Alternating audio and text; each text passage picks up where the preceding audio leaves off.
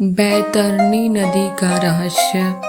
बैतरनी नदी मरने के बाद आत्मा की सबसे खौफनाक परीक्षा। मरने के बाद हर आत्मा को एक नदी पार करनी होती है जिसका नाम है बैतरनी नदी।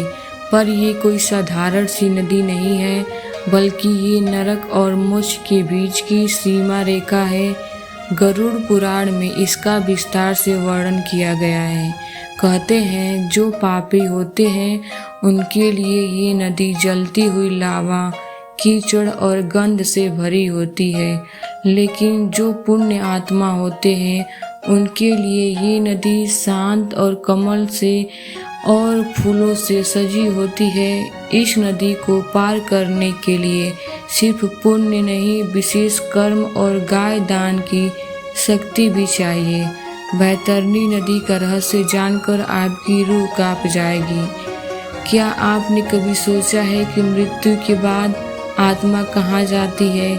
हिंदू धर्म के सबसे रहस्यमय ग्रंथ गरुड़ पुराण के अनुसार आत्मा को मृत्यु के बाद बैतरनी नदी पार करनी पड़ती है। लेकिन ये कोई आम नदी नहीं है, ये है मृत्यु और मोक्ष के बीच की रेखा। बैतरनी नदी का जल पापियों के लिए नर्क जैसा बन जाता है। उसमें खून, मल, मांस और कीड़े होते हैं, लेकिन पुण्य आत्माओं के लिए वो नदी अमृत जैसी लगती है। आखिर ऐसा क्यों? क्या है बैतरनी नदी का रहस्य? क्या इसका कोई वैज्ञानिक पक्ष भी है या सिर्फ धार्मिक कथा है? क्या सच में गाय दान देने से आत्मा को बैतरनी नदी पार करने की शक्ति मिलती है?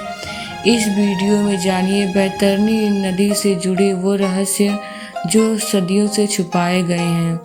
गरुड़ पुराण में यमलोक यात्रा, नरक का सच और गुप्त कर्मों का सबसे खौफनाक सच आपको चौंका देगा। वीडियो को अंत तक जरूर देखें, क्योंकि इसमें छुपा है मोक्ष और प्राप्ति का गुप्त रहस्य।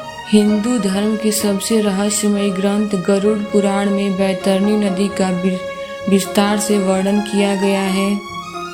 ये कोई साधारण से नहीं, आप सभी जानते हैं कि ये पुण्य और पाप के बीच की एक सीमा है।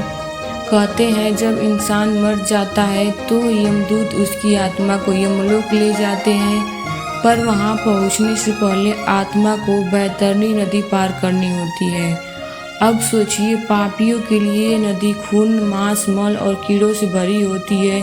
वे छटपटाते हुए इस नदी में गिरते हैं, डूबते हैं, चिल्लाते हैं, पर कोई सुनने वाला नहीं होता।